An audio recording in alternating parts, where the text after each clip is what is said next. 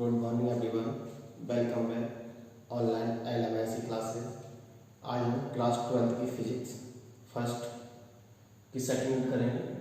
Second unit का half part हो चुका है और हाफ पार्ट आज करेंगे, ठीक है।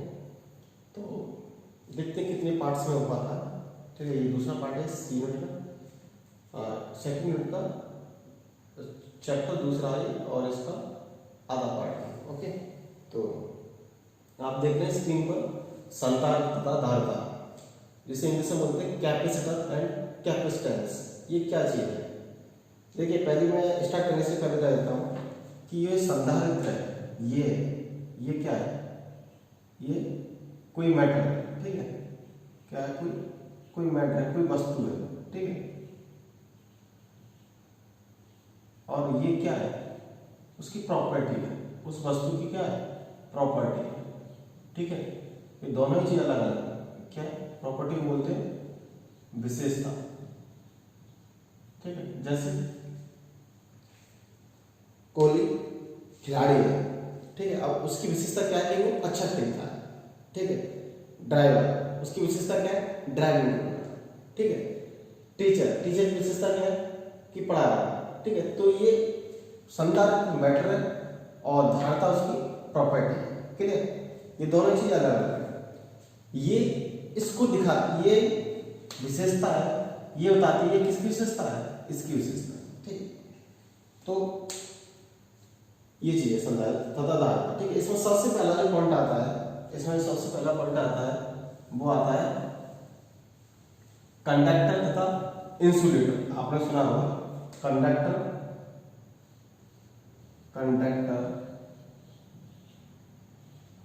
एंड इंसुलेटर,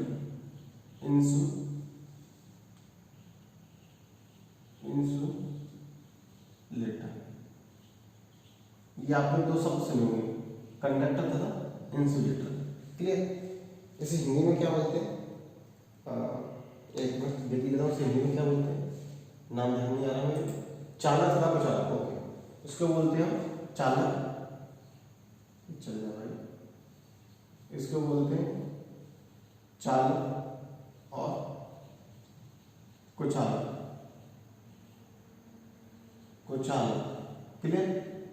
जैसे कि नाम से पता चल रहा है, कंडक्टर क्या करता है? अपने में से इलेक्ट्रिसिटी को पास होने देता है। किसको? इलेक्ट्रिसिटी को क्या करने देता है? इलेक्ट्रिक सिटी को पास होने देता है, मतलब पास। इसमें से लाइट निकल जाएगी, मतलब इसमें से लाइट क्या होगा? इलेक्ट्रॉन्स फ्लो होंगे इसमें, कंडक्टर में। इंसुलेटर में क्या होंगे? इंसुलेटर में होगी इलेक्ट्रिसिटी नॉट पासेस, ठीक है।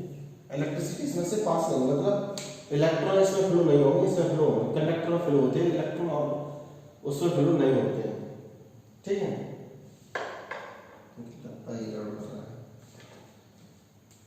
तो कंडक्टर, अब ये हो सकता है कि बैड कंडक्टर, बुरा कंडक्टर, अच्छा कंडक्टर है, ठीक है। मतलब कम इलेक्ट्रॉन को पास होने दे, ज्यादा इलेक्ट्रॉन को पास होने दे, वो एक अलग मैटर है। लेकिन कंडक्टर अपने में से इलेक्ट्रॉन को पास होने देता है, यहाँ तक किसी को कोई दिक्कत नहीं होनी चाहिए। मैंने आपको पहले बता दिया था कि संधारित्र क्या है? ये मैटर है, ये उसकी प्रॉपर्टी है। कंडक्टर अपने में से इलेक्ट्रिसिटी को पास होने देता है, इंसुलेटर अपने में से पास नहीं होने देता है, क्लियर। यहाँ तक किसी को कोई दिक्कत नहीं आनी चाहिए।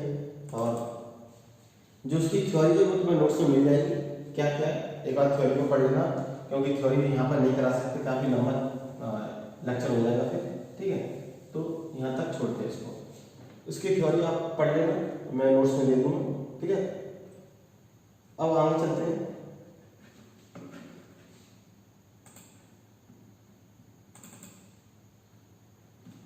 तो सबसे पहले हेडलाइन है संधारित्र, जिसे इंग्लिश में बोलते हैं कैपेसिटर। देखिए, कैपेसिटर क्या चीज है? क्या है कैपेसिटर? कहाँ देखा आपने इस कैपेसिटर को? पहले के नाम सुना होगा इसका। मैं बताऊँ आपने कहाँ नाम सुना होगा? सबके घर में फैन तो हो गई, नहीं होता, अभी गर्मी आने वाली है, सबके घरों में फैन स्टार्ट हो जाएंगे। तो आपने देखा होगा कभी कभी कि बार बार में कहते हैं इसका कंडेंसर चेंज कर दो, कंडेंसर चेंज कर दो, है ना। तो जो कंडेंसर होता है वही क्या है, संधारित्र, वही क्या है, कैपेसिटर है।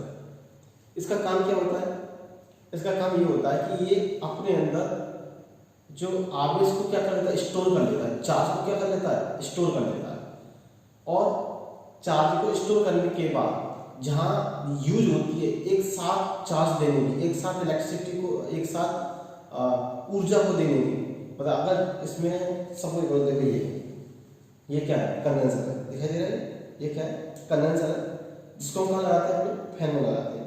इसकी प्रॉपर्टी क्या है कि ये अपने अंदर क्या कर लेता है, आवेश को स्टोर कर लेता है कुछ समय के लिए। अभी बताऊंगा कितना का करते हैं, कैसे करता है, वो मैं सब बताऊंगा, लेकिन फिलहाल अभी आप ये देखें कि ये कैपेसिटर है। इसमें क्या होता है, आवेश स्टोर हो जाता है। आवेश स्टोर होगा मतलब हमने एनर्जी को स्टोर कर लिया, मतलब हीट को हमने क्या कर लिया, एनर्जी को क्या कर लिया, हमने स्टोर कर लिया। अब जहां भी हमें एक साथ एनर्जी रिलीज करनी होती है तो हम वहां पर क्या यूज करते हैं, कंडेंसर, ठीक है। मतलब सपोज करो जैसे लाइट डिम आई, मतलब लाइट टू फेस आई, या लाइट और ज्यादा आई, पंखे को जरूरत है 200 वोल्ट की, 220 वोल्ट की, तो अब लाइट इतनी नहीं मिल पा रही है, लाइट आ रही है 120, 150, 180 ऐसे कर, लेकिन हमें कितना चाहिए, 200। तो जो कमी हो रही है उसकी पूर्ति कौन करता है, कंडेंसर करता है, ठीक है। तो एक साथ क्या करता है, ये अपनी एनर्जी को रिलीज कर देता है ताकि जो एपरेटस है, एपरेटस पंखा है जो भी है वो क्या सुचारू रूप से चल सके, क्लियर। तो देखेंगे कि ये कैसे वर्क करता है, इसके क्या क्या एप्लीकेशंस है, ठीक है। इसमें हम एनर्जी कितनी स्टोर कर सकते हैं, तो क्या हमेशा कर सकते हैं, वो आगे हम देखेंगे, ठीक है।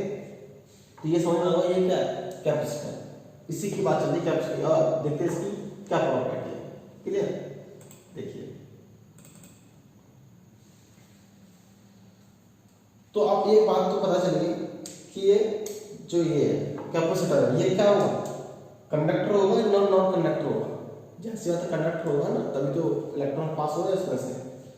तो सपोज करो ये कोई क्या है कि ये कोई हमारा कंडक्टर है, ठीक है, इसका ये सेंटर, एक मिनट में देखो आपको दिखाई दे रहा है,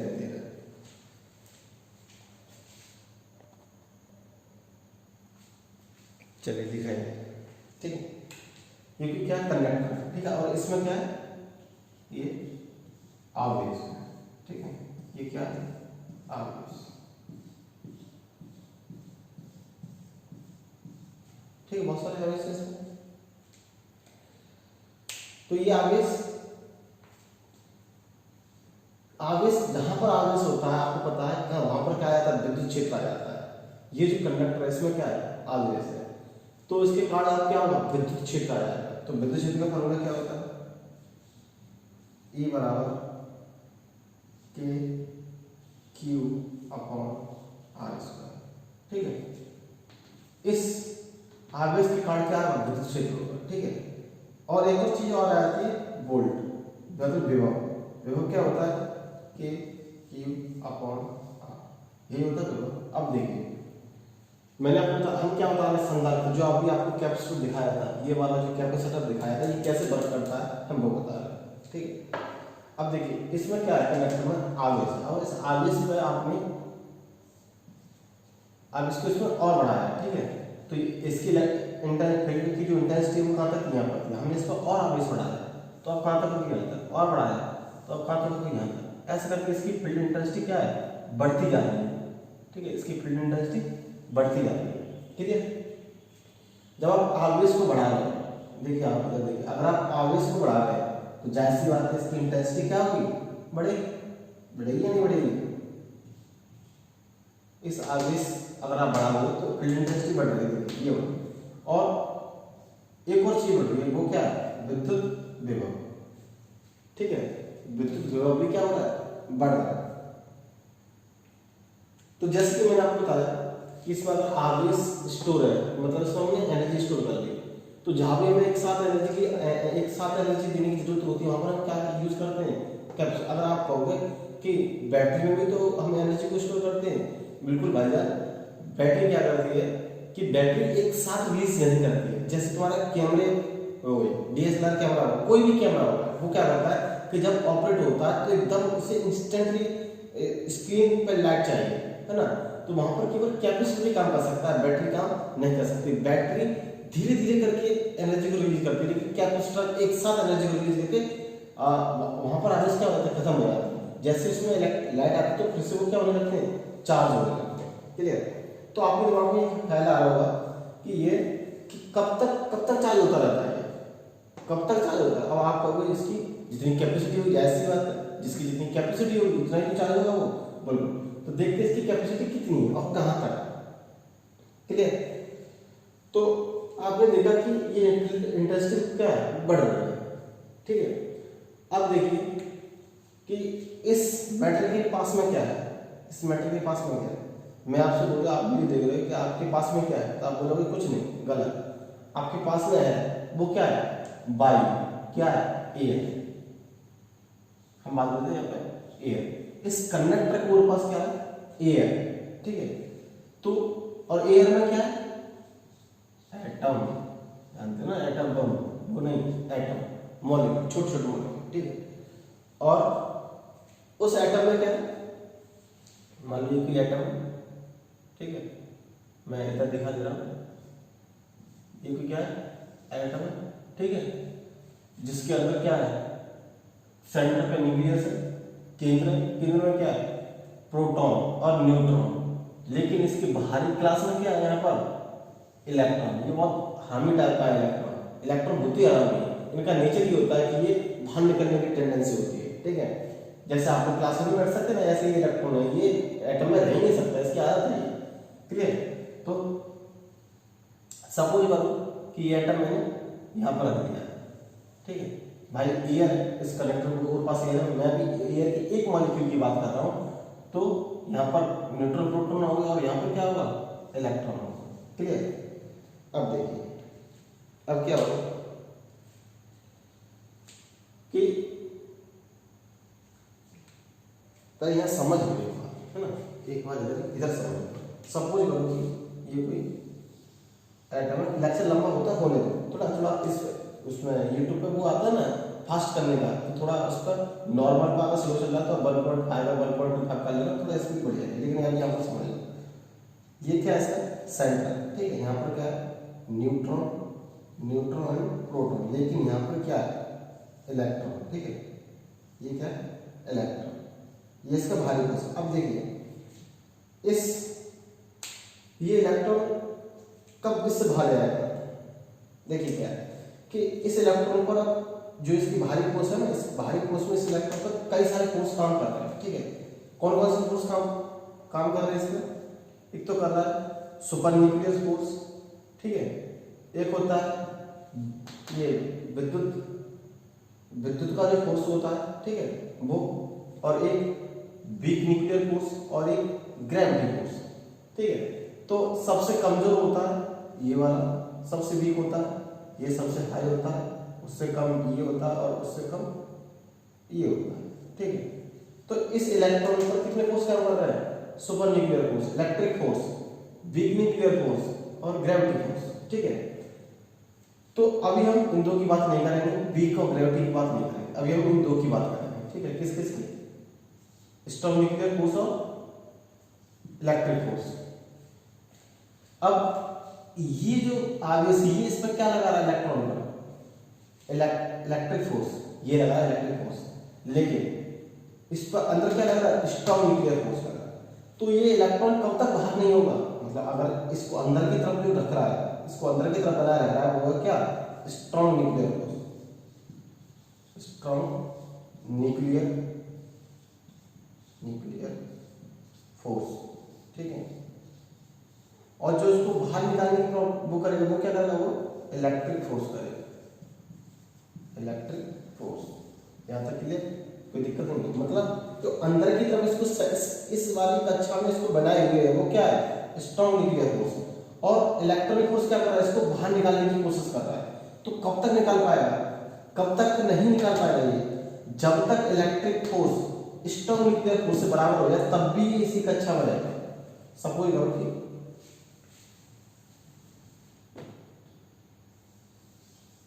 ये यहां पर इलेक्ट्रॉन, ठीक है, और ये क्या कर रहा है, ये इसमें न्यूक्लियस से अटैच है। कब तक अटैच है, जब तक इसमें क्या काम कर रहा है, स्ट्रॉन्ग न्यूक्लियस फोर्स, जिसको क्या सेंटर में बनाया गया, ठीक है। और बाहर निकालने के लिए कौन करेगा, इलेक्ट्रिक फोर्स, ठीक है, इलेक्ट्रिक फोर्स। सपोज करो कि जो स्ट्रॉन्ग न्यूक्लियर फोर्स है, इस वाले इलेक्ट्रॉन पर इस कक्षा में रहने के लिए कितने का फोर्स लगाता है, 100 न्यूटन का फोर्स लगाता है, ठीक है। कितने का लगाता है, 100 न्यूटन का फोर्स लगाता है। तो इलेक्ट्रिक फोर्स को कम से कम कितना फोर्स चाहिए, कम से कम 100 न्यूटन का फोर्स तो चाहिए कि ये इस पर निकल 101 का फोर्स चाहिए। इसको कितने का चाहिए, 101 का फोर्स चाहिए, 101 न्यूटन का फोर्स चाहिए।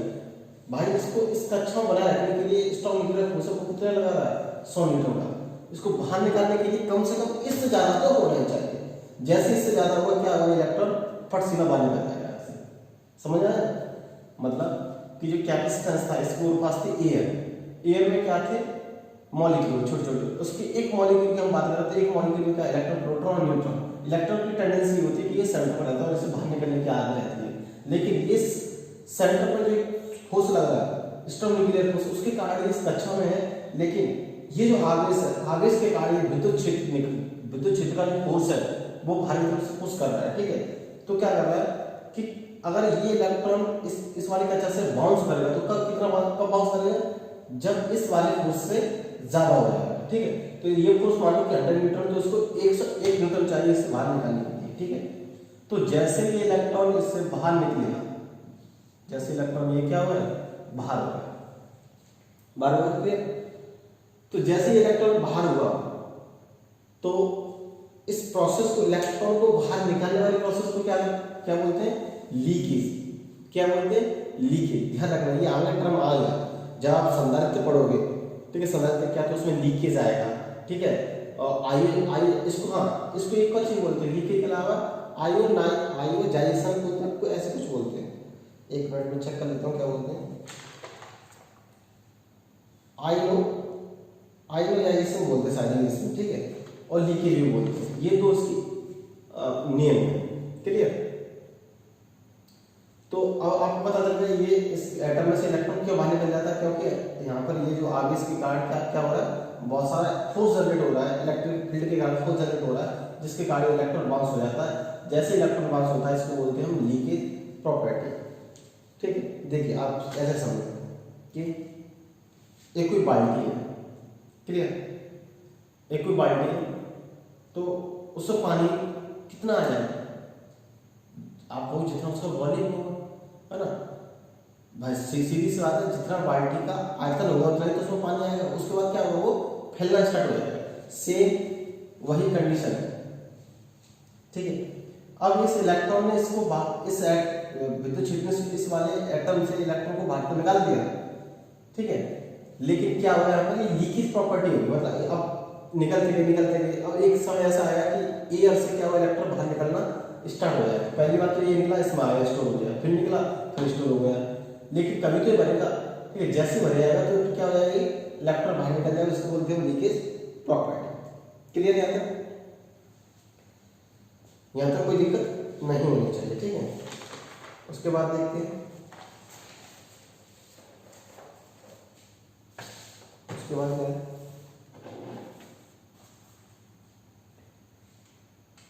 अब देखिए, हाँ इसको एक चीज बोलते हैं, जैसे इलेक्ट्रॉन बाहर निकलता है तो उसको लीकेज बोलते हैं, आयोनाइजेशन बोलते हैं। और एक और चीज बोलते हैं क्या, डाइइलेक्ट्रिक ब्रेकडाउन। क्या बोलते हैं, डाइइलेक्ट्रिक ब्रेकडाउन।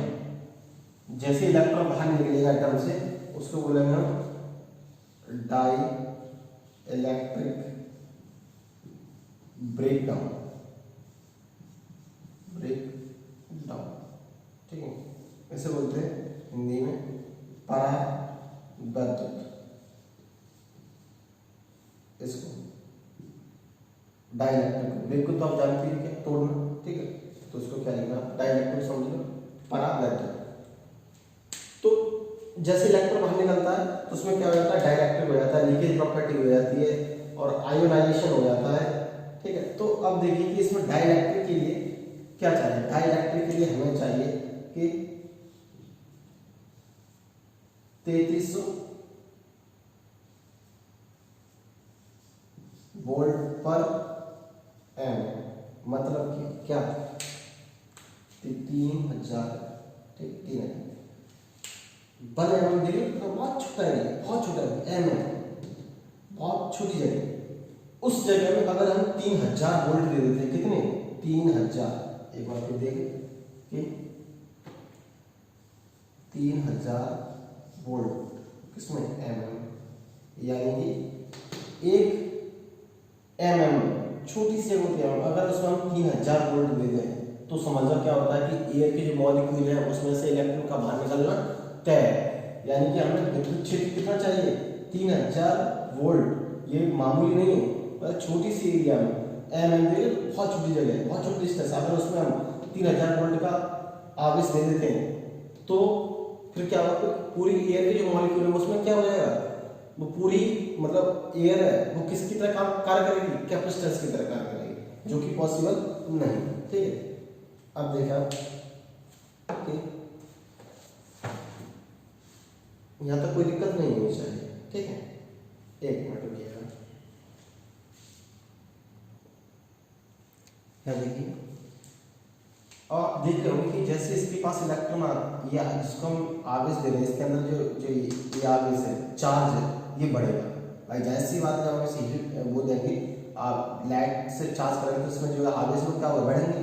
तो कब तक बढ़ेंगे ये चार्ज, देखिए जो चार्ज है, आप बताइए जो चार्ज है वो क्या करेगा, पहली बात इंक्रीज होगा, कांस्टेंट होगा, डिक्रीज होगा। क्या होगा ये आवेश, ये इसके अंदर जो आवेश है, ये वाले जो चार्ज है क्या होंगे, जब तक आयोनाइजेशन प्रोसेस नहीं होगी, एक मिनट होल्ड करें, जो इस एटम के अंदर चार्ज थे, वो क्या हो गए, इंक्रीज होना स्टार्ट हुए। कब तक, जब तक आयोनाइजेशन नहीं हो जाता, जब तक ब्रेक डाउन नहीं होता, जब तक डाई इलेक्ट्रिक ब्रेक डाउन नहीं हो जाता है, तब तक क्या होते हैं, इस वाले एटम के आवेश में क्या होता रहता है, चार्ज होता है। ठीक है, जैसे ही डाइलेक्ट्रिक ब्रेक डाउन होगा फिर क्या हो जाता है, कांस्टेंट। इस वाले एटम के जो आवेश में क्या जाते हैं, कांस्टेंट हो जाते हैं। डिक्रीज कब हो जाते हैं, जब अपनी ये एक साथ एनर्जी को रिलीज करते हैं, उसके बाद ये क्या हो जाते हैं, डिक्रीज हो जाते हैं। ठीक है, यहाँ तक किसी को कोई दिक्कत नहीं होनी चाहिए। ओके, तो आप एक चीज देख रहे हैं कि जैसे हमने इसमें वोल्टेज बढ़ाया, तो क्या बढ़ा इसका, जैसे हमने इसमें लाइट दी तो क्या बढ़ा इसका, आवेश बढ़ा। यानी कि वोल्टेज बढ़ाने पर सीधा सीधा क्या होता है, आवेश बढ़ता है। तो हम कह सकते हैं कि जो V है वो डायरेक्टली प्रोपोर्शनल क्या है, V के, Q is directly proportional to V। अब इस प्रोपोर्शनल को बढ़ाएंगे तो हमें क्या लगाएंगे, कांस्टेंट लगाएंगे। ठीक है, तो हमने लगा दिया वो C, क्योंकि किसकी बात कर रहे हैं, कैपेसिटेंस की बात कर रहे हैं। तो C बराबर यहाँ पर क्या होता है, Q/V, हमें इसी फॉर्मूले की जरूरत है। क्लियर, तो ये हो गया। अब आप देख रहे हो कि ये C है, जो C है वो किस पर डिपेंड कर रहा है, आप कहोगे आवेश पर, वोल्टेज पर, नो, C डिपेंड कर रहा है कि तुमने किस प्रकार का मटेरियल यूज किया है। ठीक है, मटेरियल कैसा यूज किया है, उसका एरिया क्या है, उसकी कॉन्फ़िगरेशन क्या है, वोल्टेज पे डिपेंड नहीं कर रहा है, ना ये आवेश पर डिपेंड कर रहा है। जैसे कि आपने पढ़ा होगा V बराबर IR, आपने ये पढ़ा होगा ना, ओम का नियम क्या होता है, V बराबर IR। R क्या है यहाँ पर, R क्या, रेजिस्टिविटी, मतलब ये प्रॉपर्टी है रेजिस्टिविटी। ऐसे ही ये कैपेसिटी, रेजिस्टिविटी और कैपेसिटेंस, ठीक है, ये दोनों सेम। ऐसे ही जो R है ना तो इस पर डिपेंड करती है, ना ही I पर डिपेंड करती है, ये भी किस पर डिपेंड करती है, ये इस पर डिपेंड करती है। ठीक है, तो ये क्या है, मतलब वायर की कितनी लेंथ होगी, वायर का क्या एरिया होगा, उसकी क्या डेंसिटी होगी, ये उस पर डिपेंड करती है। ऐसे ही जो ये सी आप देख रहे हैं, क्या ये कांस्टेंट देख रहे हैं, ये कांस्टेंट किस पर डिपेंड करता है कि आपने जो मटेरियल लिया है वो कैसा है, उसका एरिया क्या है, ठीक है, उसका कॉन्फ़िगरेशन क्या है। कॉन्फ़िगरेशन होता है कि उसमें जो आपने शुरुआत में पढ़ा होगा, जो आप थ्योरी पढ़े वो चालक कुचालक, उसमें जो प्लस माइनस करके जो मॉलिक्यूल्स होते हैं वो किस प्रकार का अरेंजमेंट है, उसी को बोलते हैं क्या, कॉन्फ़िगरेशन, ठीक है। ये इस चीज पर डिपेंड करता है। क्लियर? चलिए यहां तक कोई दिक्कत नहीं होनी चाहिए। C बराबर Q अपॉन V, ये आप उदाहरण आप देख रहे होंगे। इसमें हमने क्या रखा था कि C बराबर Q अपॉन V। अब देखिए, मान लो कि कोई तीन तुम्हारे पास कैपेसिटर, एक क्या है 10 कूलम, 10 फैराडे है, ठीक है। तो इसकी यूनिट समझना पहले, सी की यूनिट क्या होगी, अब इसकी क्या होती है न्यूटन, वोल्ट की क्या होती है, वेव की क्या होती है, वोल्ट की होती है। तो ये हो गया कि न्यूटन अपॉन वोल्ट। लेकिन ये एक साइंटिस्ट थे फैराडे साहब, उनके रेस्पेक्ट हम क्या लगाते हैं, कूलम की जो यूनिट को हम क्या बोलते हैं, ये फैराडे बोलते हैं, फैराडे, ठीक है बाई। तो इसकी यूनिट ये भी होती है न्यूटन अपॉन वोल्ट और फैराडे भी होती है। तो अभी हम सोचो कि मार्केट है और हम मार्केट से एक 10 फैराडे का कैपेसिटर लिया है, एक 20 फैराडे का कैपेसिटर लिया है और एक 100 फैराडे का कैपेसिटर लिया है, ठीक है।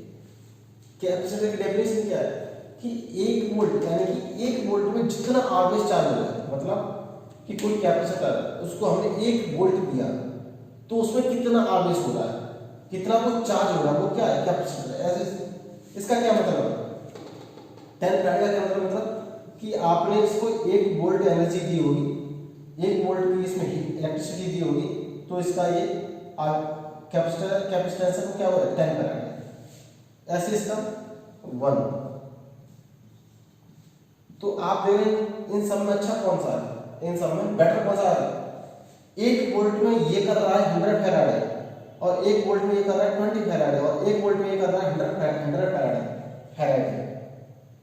तो अच्छा कौन सा होगा, ये होगा आपके हिसाब से। लेकिन मैंने आपको पहले बताया था, ये तो आप देख रहे हैं उसके हिसाब से, लेकिन मैंने आपको बताया था कि ये C है वो डिपेंड नहीं कर रहा है किस पर, वोल्टेज पे। देखिए कैसे, सपोज करो कि वही एक C बराबर 10 फैराडे का है, एक C बराबर 20 फैराडे का है, एक C बराबर 100 फैराडे का है। मान लो कि मैंने इसको 0.1 वोल्ट दिया, सबको 0.1 वोल्ट दिया और सबको 0.1 वोल्ट दिया। अब देखिए ये 0.1 में 110 दे रहा है, ये 0.1 में 20 दे रहा है, ये 0.1 में 100 दे रहा है। तो यहाँ पर कौन सा अच्छा होगा फिर, ये होगा। तो इसीलिए हम कह रहे हैं कि जो C है वो किस पर डिपेंड नहीं कर रहा है, वोल्टेज पर डिपेंड या फिर Q पर डिपेंड नहीं कर रहा है, ये करता है कि कॉन्फ़िगरेशन क्या है, एरिया क्या है। क्लियर? यहाँ तक कोई दिक्कत नहीं होनी चाहिए। अब देखिए, ठीक है साहब, हमने इसको कैपेसिटर्स को हीट दी, मतलब इसको चार्ज किया, चार्ज से हमें क्या मिली, ऊर्जा मिली। अब ये ऊर्जा है, सपोज करो ये जो कैपेसिटर था ये वाला, अब ये तो कैपेसिटर आपको प्रॉपर दिखाई दे रहा है, लेकिन ऐसा नहीं है, ये बनाया गया है, ठीक है। अभी हम यहाँ पर बात कर रहे हैं चार्ज की।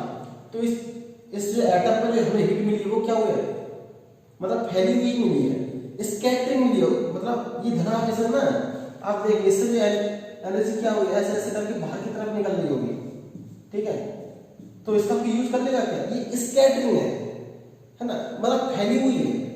जैसे मैं आपसे कहूँ कि एक बाल्टी में पानी लाया और फर्श से फैला दिया, लो इसको यूज कर लो, तो क्या आप उसका पानी का यूज कर पाओगे, नहीं कर पाओगे, क्योंकि पानी क्या फैला हुआ, कॉन्सोलेटेड पानी नहीं है। अगर मैं आपसे कोई एक बाल्टी पानी लूँ तो आप हाँ आप ठीक है इसका यूज कर सकते हैं, लेकिन अगर मैं फर्श से फैला दूँ वही पानी को और आपसे कौन इसका यूज कर लूँ तो फिर आप पॉसिबल नहीं यूज कर पाओगे। उसी प्रकार ये जो मटेरियल है, ये जो एटम है, इसके पास जो एनर्जी वो क्या है, इसके पास जो एनर्जी वो क्या है, फैली हुई एनर्जी है, स्कैटरिंग में इधर उधर है, कॉन्सोलेटेड नहीं है।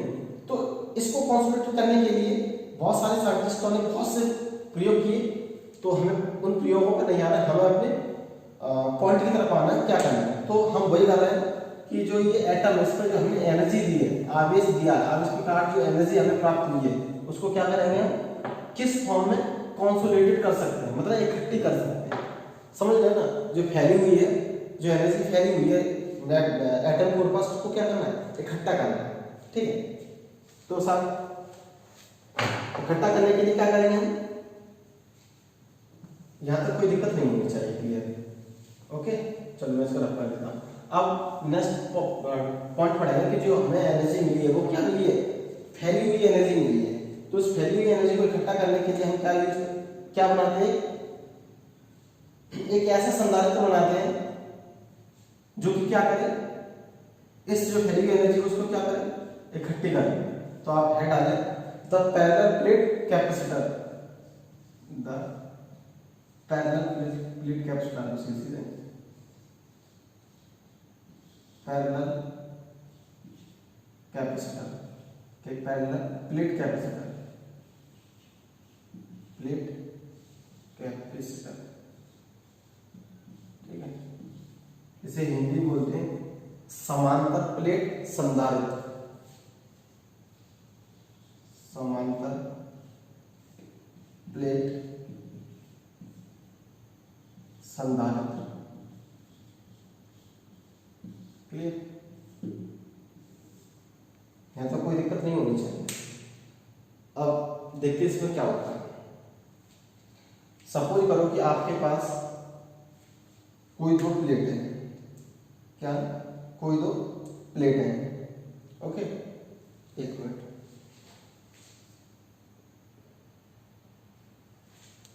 सपोज करो कि हमने कोई दो प्लेट ली, ठीक है, ये हमने तो कोई क्या ली, प्लेट ली, ठीक है, इसके इधर क्या है, पॉजिटिव चार्ज है, क्लियर, इधर क्या है, नेगेटिव है, ये क्या है, नेगेटिव, क्लियर, ठीक है, ये पॉजिटिव क्यू है, ये नेगेटिव क्यू। अब आप देख रहे होंगे कि इसमें आपने देखा कि पॉजिटिव के कारण क्या होता है, फोर्स किधर लगता है, बाहर की तरफ। ये आप अच्छी तरह से जानते हैं, यस या नो, आप जानते हैं कि फोर्स क्या लगता है, बाहर की तरफ, मतलब इस वाले प्लेट से फोर्स क्या होगा, बाहर की तरफ जाएगा, आउटवर्ड जाएगा, क्लियर, यहां तक ठीक है। और नेगेटिव फोर्स क्या करेगा, अपनी तरफ फोर्स को खींचेगा, है ना, नेगेटिव की ये तो प्रॉपर्टी होती है।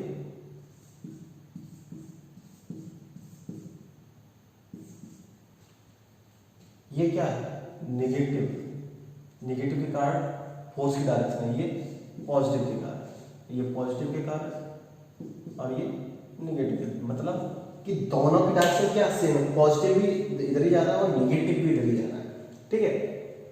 तो उस कंडीशन में क्या होगा कि जो ये वाला क्यू है, इसके कारण क्या हमें चाहिए, पॉजिटिव के कारण क्या है, फील्ड फोर्स, इलेक्ट्रिक फोर्स, ठीक है, सॉरी इलेक्ट्रिक फील्ड, तो किसके कारण, पॉजिटिव क्यू के कारण। क्या निकालना है, इलेक्ट्रिक फील्ड। मान लो कि E1 बराबर क्या है, ये हमने उसे पढ़ा था इसमें, जब हमने पहली यूनिट की थी तो उसमें देखा था कि ये कोई आवेश है, उसके कोई एक सिलेंडर आवेश है, उसके बीच में प्लेट लगा दी। तुम देखना फर्स्ट यूनिट का शायद तीसरा चौथा कोई लेक्चर होगा, उसमें हमने इसको प्रूव किया है, ठीक है। इसके कारण ये होगा, प्लस के कारण ये, क्लियर, नेगेटिव के कारण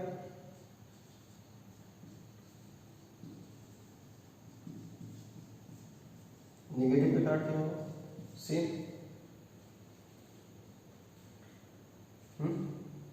सेम होगा ना, एक मिनट होल्ड करो,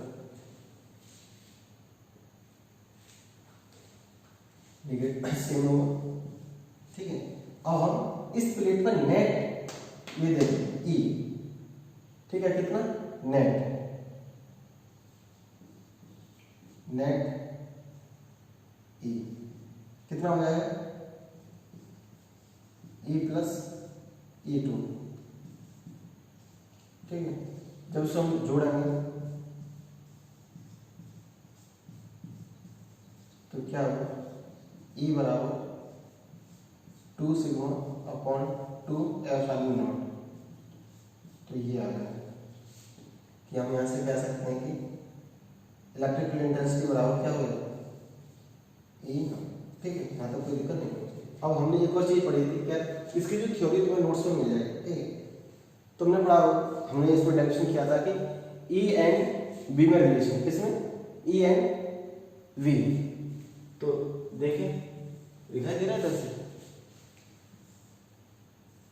relation between E and V, E and V. तो क्या ई एंड वी में रिलेशन, ई बराबर, हमने पिछले लेक्चर में इंक्लूड किया, ई बराबर वी अपॉन डी। तो यहां से क्या आएगा, वी बराबर ई इंटू डी, ऐसे हो जाएगा ना, ये से नो ऐसे ही, ठीक है, हमने इसमें पढ़ा था। ओके, तो इसमें रखेंगे एक मिनट। तो ये वाली जो चीज है इसको इधर रखेंगे, तो ये क्या हो जाएगा, V upon D sigma upon epsilon not. Clear, यहाँ तक कोई दिक्कत नहीं होनी चाहिए। ओके, और वी और उसमें क्या रिलेशन होता है, चूंकि सी बराबर क्यू अपॉन वी, यही होता है। तो इधर रखेंगे हम, वी बराबर क्या हो जाएगा, क्यू अपॉन सी। तो ये हो जाएगा क्यू अपॉन सी इंटू डी सिग्मा अपॉन ई। यहां तक कोई दिक्कत नहीं होनी चाहिए किसी भी प्रकार की। क्लियर, अब क्या करेंगे इसमें, ये देखें, यहां तक किसी को कोई प्रॉब्लम हो तो बताए, ठीक है, नहीं है तो फिर आगे चलते हैं। अब आप देख रहे हो कि ये क्या है, ये क्या है, सिग्मा। सिग्मा बराबर क्या होता था, आपको पता है, पृष्ठ आवेश डेंसिटी क्या होती है, पृष्ठ आवेश घनत्व क्या होता है, सिग्मा बराबर क्यू अपॉन एरिया, यही होता है ना, क्यू अपॉन एरिया। अगर मैंने यहाँ पर बड़ा आवेश मतलब बड़ा क्यू लिया तो मुझे यहाँ पर बड़ा क्यू लेना पड़ेगा। क्लियर, ठीक है, कोई दिक्कत किसी को नहीं होनी चाहिए। तो इसी सिग्मा की जगह पर अगर मैं यहाँ से करना स्टार्ट करता हूँ उसको, जो ये सिग्मा था उसकी जगह मुझे क्या रखना है आपको, तो Q upon C into D बराबर Q upon A into epsilon not. यहाँ तक दिक्कत नहीं होनी चाहिए किसी को, ठीक है। तो इससे से हम कैंसिल आउट कर सकते हैं। क्लियर, तो यहाँ से क्या बचेगा, डी इधर चला जाएगा, यानी कि 1 अपॉन सी बराबर D upon 1 point E 1 point epsilon not. और सी बराबर क्या हो जाएगा, अगर मैं यहाँ इधर कर दूँ तो सी बराबर हो जाएगा A into E not upon D. हमें इसी फॉर्मूले की जरूरत थी, ठीक है। आप एक बात देखें कि क्यू नॉट के कारण पॉजिटिव के कारण हमें विद्युत क्षेत्र की तीव्रता क्या मिली, ये मिली, इसके कारण पॉजिटिव के कारण, और उसके कारण ये मिली। अगर हम नेट बात करें इस पूरे उस पर कितनी मिली, तो ये, ठीक है, इसके कारण विद्युत क्षेत्र की तीव्रता क्या मिली, ये मिली। तो ई बराबर कह सकते हैं सिग्मा अपॉन एप्सिलॉन नॉट। अब ई बराबर क्या होता है, हमने रिलेशन पढ़ा है, relation between E and V. तो ई बराबर होता है वी अपॉन डी। तो जब ई बराबर वी अपॉन डी रखेंगे तो ये हो जाएगा। क्लियर, और एक और रिलेशन हमने पढ़ा था कि सी बराबर क्या होता है, सी बराबर क्यू अपॉन ई। तो यहाँ से मैं बी बराबर क्या कर सकता हूँ, क्यू अपॉन सी। तो मैंने जब बी की जगह क्यू अपॉन सी रखूंगा तो ये ऐसे हो जाएगा, ठीक है। तो यहाँ तक कोई दिक्कत नहीं होनी चाहिए। अब सेम हमने वैसे किया। अब एक और चीज और यहाँ पर आती है, ये पृष्ठ आवेश घनत्व। ये हमने फर्स्ट यूनिट के चौथे लेक्चर पर आया था, रेखीय आवेश घनत्व, पृष्ठीय आवेश घनत्व और आयतन आवेश घनत्व। तो सिग्मा की वैल्यू हमने यहाँ रख दी है, क्यू से क्यू कट गया, जब से सॉल्व करेंगे तो ये चीज आएगी। क्लियर, यहाँ तक किसी को कोई दिक्कत नहीं होनी चाहिए। आप इसका स्क्रीनशॉट ले लें। अच्छा, जाते जाते ये भी चीज देखें कि ये जो सी है, जो मैं आपसे कह रहा था कि जो सी, ये जो सी मैं आपसे कह रहा था कि क्यू अपॉन वी ये सी ना तो इस पर डिपेंड करती है ना ही इस पर डिपेंड करती है। अब देखिए सी किस पर डिपेंड करती है, मैं आपको बोला था ना कि एरिया पर डिपेंड करती है। इन दोनों प्लेटों की डिस्टेंस कितनी है, इन दोनों प्लेटों की डिस्टेंस डी है, इस पर डिपेंड करती है। इन प्लेटों की एरिया क्या है उस पर डिपेंड करती है, ठीक है। और ये तो कांस्टेंट है, ये न्यूमेरिक वैल्यू है, ठीक है, तो इस पर डिपेंड नहीं करती। मैं आपको यही बोला था कि ये क्यू और बी पर डिपेंड नहीं करती, ठीक है। समझ आया ना कि अब हमने प्रूव भी कर दिया कि सी बराबर A into F sine not upon D, यानी कि सी एरिया और डी पर, एरिया और डिस्टेंस पर डिपेंड करती है, न कि इस पर। अब आप एक चीज और देखें, आप अपना दिमाग लगाएं कि अगर हमें ना ये छेड़ा इसको, ना ए को छेड़े, ना डी को छेड़े, हम सी को कैसे बढ़ाते हैं? सी को हमें सी को इंक्रीज करना है, कैपेसिटेंस को हमें इंक्रीज करना है। कैसे इंक्रीज करेंगे? आपको एरिया बढ़ा देना, एरिया नहीं रखना, आपको इन दोनों की डिस्टेंस को कम। अच्छा हाँ, एक और चीज देखो इसमें कि अगर डिस्टेंस बढ़ेगी, मैं इसको रखता हूँ, इसको मैं रख कर देता, ठीक है। देखिएगा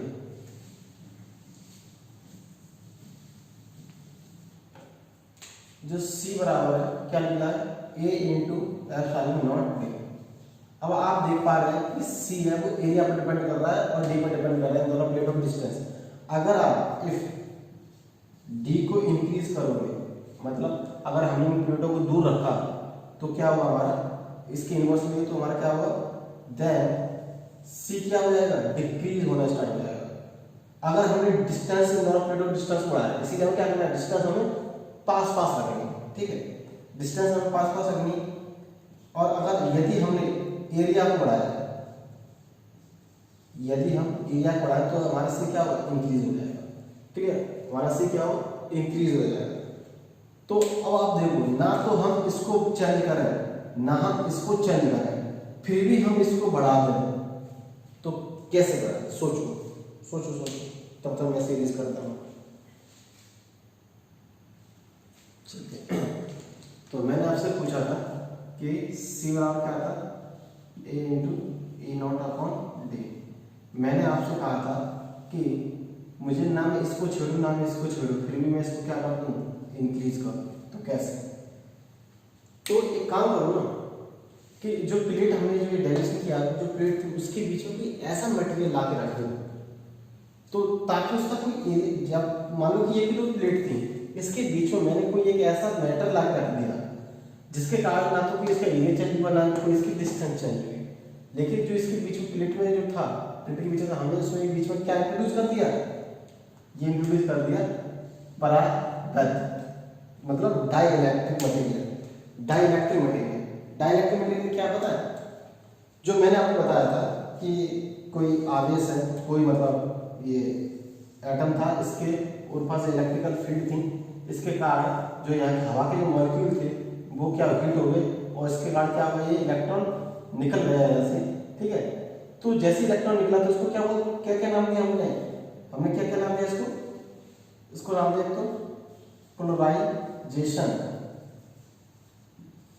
दूसरा नाम दिया था आयोनाइजेशन, तीसरा नाम दिया था क्या, डाइइलेक्ट्रिक ब्रेकडाउन,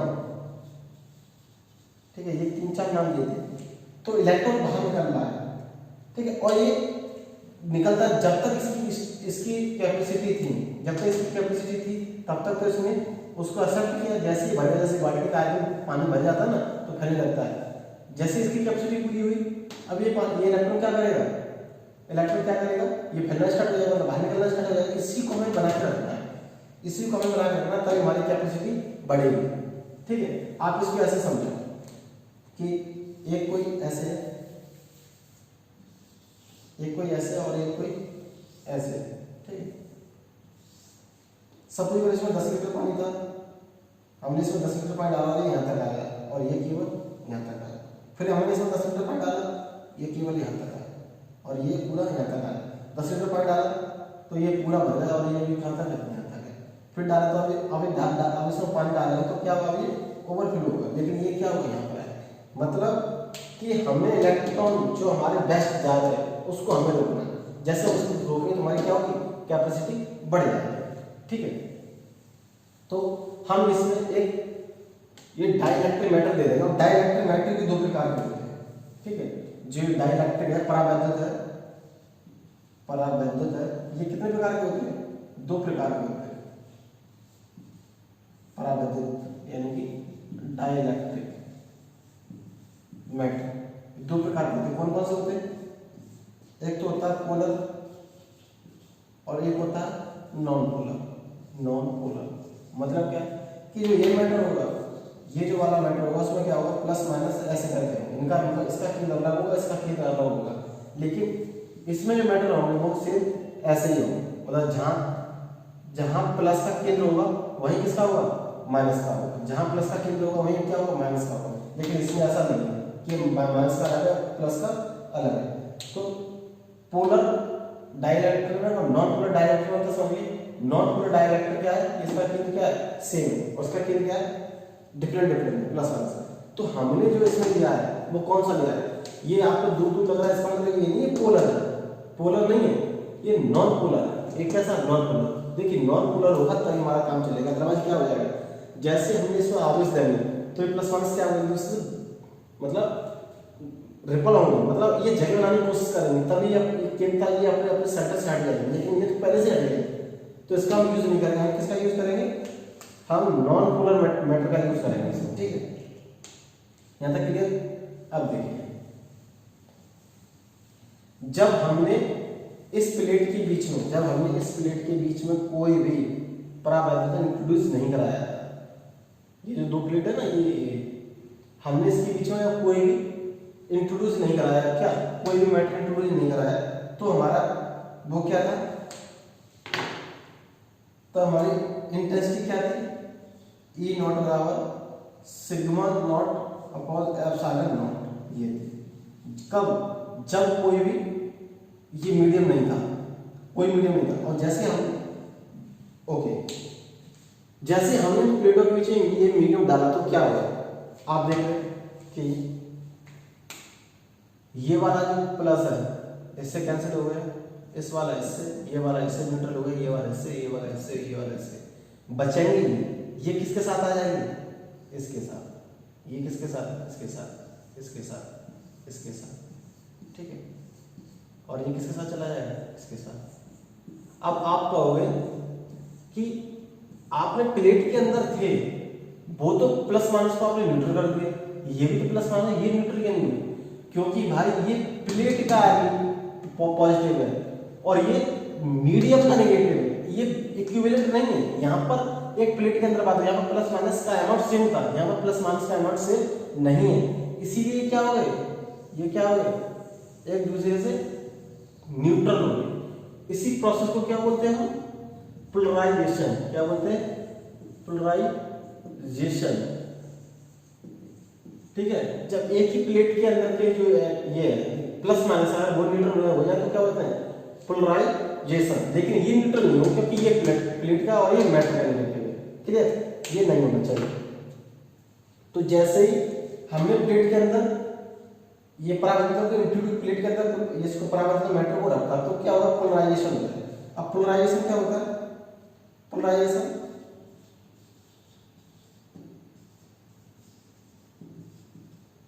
P बराबर क्या होगा, P बराबर इलेक्ट्रिक डिस्प्लेसमेंट यानी कि आवेश into distance upon V, clear. आवेश को एक आवेश इसके बीच की डिस्टेंस अपॉन वोल्टेज, क्लियर। अब आपने, मैंने पिछले स्लाइड में बताया था कि पृष्ठ आवेश घनत्व, पृष्ठ आवेश घनत्व क्या होता है, ये दिखा देता है ना कि कुछ ज्यादा ही बड़ा हो गया, ठीक है। पृष्ठ आवेश घनत्व क्या है, वो मैंने आपको बताया था कि सिग्मा बराबर ये, ठीक है। तो यहां से हम निकाल सकते हैं Q बराबर सिग्मा इंटू ए। तो पोलराइजेशन क्या हो गया, इसकी जगह ये रखना सिग्मा इंटू ए इंटू डी। ये क्या है, वॉल्यूम, नॉट वोल्ट, वॉल्यूम। किसका वॉल्यूम, इस पूरी प्लेट का वॉल्यूम। तो हम इसको ऐसे लिख सकते हैं A into D, volume, area into distance, ये से कैंसिल आउट, यानी कि क्या हो जाएगा, सिग्मा। यानी कि कह सकते हैं पोलराइजेशन होने पर हमें क्या मिलता है, सिग्मा की वैल्यू होती है। और ये सिग्मा क्या होता है, बाउंडेड होता है। मतलब किसका बाउंडेड होता है, इसका। ये जो ये मीडियम किससे बाउंडेड, इन दोनों प्लेटों से बाउंडेड। क्लियर, यहाँ तक कोई दिक्कत नहीं होनी चाहिए। तो ऐसे ही जब हमें कोई पहले प्लेट नहीं थी, मतलब इस प्लेटों के बीच में जब हमने मीडियम नहीं डाला था तो हमारे पास ये था। जब हम मीडियम डाल देंगे तो हमारे पास क्या आ जाएगा, बाउंडेड मीडियम, बाउंडेड का ये आ जाएगा, ये ओपन है और ये क्या bounded, sigma upon epsilon not. यहाँ तक कोई दिक्कत नहीं होनी चाहिए, किसी को कोई दिक्कत है नहीं होनी चाहिए। यहाँ तक देखें। तो अगर हम बात करें कि हमारे पास नेट कितना है, जो ये ई है, ई क्या विद्युत क्षेत्र की तीव्रता ई है। अगर हम नेट बात करें, नेट, तो नेट हमारे पास कितनी है, नेट हमारे पास कितनी, देखिए कि शुरुआत में कितनी थी, ई नॉट, बाद में कितनी होगी, ई बाउंड। तो इन दोनों की वैल्यू रखेंगे तो क्या होगा हमारे, E not upon epsilon not sigma, sigma bound upon epsilon not. Clear. तो यहाँ से आप देख पा रहे होंगे कि जो ई नेट है वो किसके बराबर होगा, sigma not upon sigma bound upon epsilon not. ये दिखाई दे रहा है आपको, देखिए। ओके, चलिए इसको देखिए, इसका स्क्रीनशॉट ले लीजिए। देखिए इसमें हमने ये यहाँ तक ड्राइव कर दिया था, ठीक है, ये ड्राइव कर लिया। अब आप हमने देखा था कि इस जो बाउंड है किसके बराबर है, जो सिग्मा बाउंड है वो पोलराइजेशन के बराबर, हम यहाँ पर ये रखते हैं। अब हम देखें कि यदि ये ई है, अगर वो पर्याप्त मात्रा में नहीं है, if E is, if E not, sorry, अगर हम देखते हैं कि यदि हमारे पास ई नॉट है, जो शुरुआत में थी, भाई ये ई पर्याप्त नहीं थी तभी तो हमने इसको इंट्रोड्यूस किया था प्लेट को। अगर ये पर्याप्त थी तो हम इसे इंट्रोड्यूस ही क्यों करते हैं।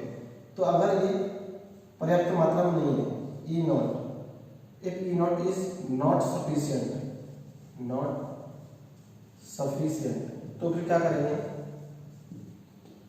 कि जो E है, जो P है, वो डायरेक्टली प्रोपोर्शनल किसको हो जाएगा, E naught, इसके E के।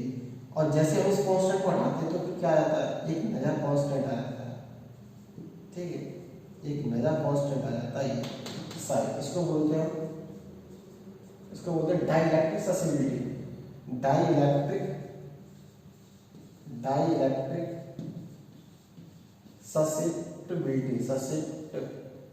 Susceptibility.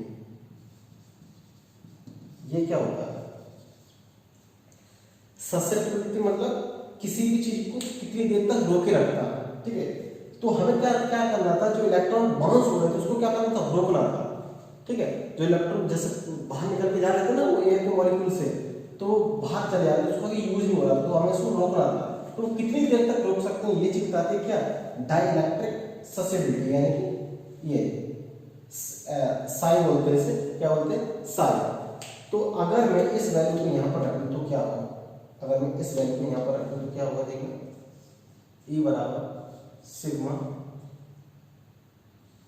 Sai epsilon not E epsilon not, ठीक है। अगर हम इसको सॉल्व करें तो क्या होगा, E epsilon not sigma not psi into epsilon not E, ये होगा ना। इसको मैं अगर इधर ले आऊं तो क्या होगा,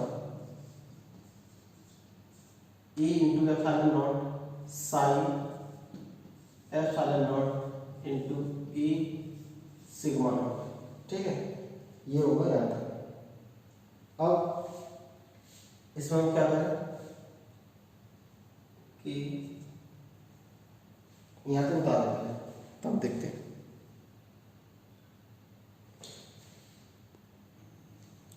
देखिए हमने यहाँ तक कर लिया, ठीक है, यहाँ तक हमने कर लिया था, लास्ट स्लाइड यहाँ तक जो आया था वो ये था, ठीक है। अब हम देखते हैं कि इन दोनों कॉमन क्या है, ये और ये, इसको कॉमन ले लो बाहर, तो यहाँ से क्या है, 1 प्लस साई ई बराबर का सिग्मा नॉट। अब देखिए यहाँ से नया कांस्टेंट स्टार्ट हो जाता है, ये इसके बराबर, इसके बराबर एक नया कांस्टेंट है, इसको बोलते हैं क्या, एप्सिलॉन। एप्सिलॉन नॉट एप्सिलॉन, ये क्या है, ये मीडियम का, ये क्या एयर का था, ई नॉट था वो किसका था, एयर का था, लेकिन ये किसका है, मीडियम का है, ठीक है। तो ई बराबर ये कोई नया मीडियम था, ये कौन, तो हमने इसकी जगह पर क्या रख दिया, एप्सिलॉन, एप्सिलॉन रख दिया। और हम ये भी जानते हैं कि जो शुरुआत में सबसे पहले लिखा था, जब हमने इसको इंट्रोड्यूस नहीं किया था मैटर को, तो हमारी ई नॉट बराबर क्या थे इसके, तो हमने सिग्मा नॉट बराबर क्या रख दिया, ई नॉट इंटू एप्सिलॉन नॉट, ये रख दिया, ठीक है। अगर हम इसको ऐसे सॉल्व करोगे, इस चीज को ऐसे लिख दीजिए, ये पूरी चीज है, ये मैंने ऐसे लिख दी, आप इसको सॉल्व करोगे तो ये चीज लौट के यही है, ठीक है। तो अब हम जानते हैं कि ये नया कांस्टेंट है, नया नहीं, शुरुआत में जब हमने फर्स्ट यूनिट के दूसरे लेक्चर बताया था ये वाला, ठीक है, ई अपॉन ई नॉट बराबर के, तो हम इसकी जगह क्या रख सकते हैं कि, यानी कि अब ये चीज आ गई, सॉल्व करके हमारे पास ये चीज आ गई, क्या है, ई बराबर ई नॉट अपॉन के, मतलब क्या है भाई, हमें ई को कम से कम करना है, ठीक है, ताकि क्या हमारा इलेक्ट्रॉन का ओवरफ्लो ना हो। अगर सपोज करो कि ई नॉट हमारे पास 5 थी, ठीक है, और हमने कोई मीडियम इंट्रोड्यूस कर दिया इसमें, तो अभी क्या करेगा, उस 5 में के की कोई ना कोई तो वैल्यू उससे क्या कर दे, डिवाइड कर दे, तो ऑल ओवर क्या हो जाएगा, कम आएगी वैल्यू, हमें ई को कम ही रखना है, ठीक है। ई को कम रखेंगे तो ही हमारा क्या होगा, जो सपोज कर शुरुआत में 10 थी, इसकी वैल्यू 2 है, तो अब जो न्यू ई आएगी वो क्या है, मतलब ई क्या है, विद्युत क्षेत्र की तीव्रता, ठीक है, तो वो क्या आएगा, कम आएगी पहले से, ठीक है। ये तो इफेक्ट किस पर था, ई पर था। अब इफेक्ट देखिए हम, कैपेसिटेंस का इफेक्ट क्या था, तेजी से देखिए, वीडियो काफी लंबी हो गई है, ठीक है। तो शुरुआत में जब हमने इस पर कोई मीडियम यूज नहीं किया था, तब क्या था, ए एप्सिलॉन डी, यही था ना। जब हमने कोई मीडियम यूज नहीं किया था, जब हम कोई मीडियम यूज कर लेते हैं, दूसरी बात जब हम मीडियम यूज कर लेते हैं तो क्या हो जाता है, सी बराबर, ठीक है, जब मीडियम यूज कर लेते हैं, मीडियम का क्या रहता है, यहाँ पर कोई मीडियम नहीं होता, ये एयर का था, यहाँ पर हमने मीडियम यूज कर लिया, ये क्या है, मीडियम, मतलब ये वाला परावैद्युतांक, ये मीडियम है, सॉरी यहाँ पर कोई मीडियम नहीं, नो मीडियम, ठीक है। और यहाँ पर क्या है, ये वाला परावैद्युतांक मीडियम, नंबर 2 पर क्या है, यहाँ पर क्या आया था, ये मीडियम आया था। मीडियम मतलब हमने सब क्या इंट्रोड्यूस कर दिए, एक प्लेट इंट्रोड्यूस कर दी किसकी, परावैद्युतांक। अब क्या करना हमें, ये निकालना ना, तो इक्वेशन सेकंड में हम किससे भाग दे देंगे, इक्वेशन फर्स्ट से भाग दे देंगे, तो सेकंड का भाग दे देंगे,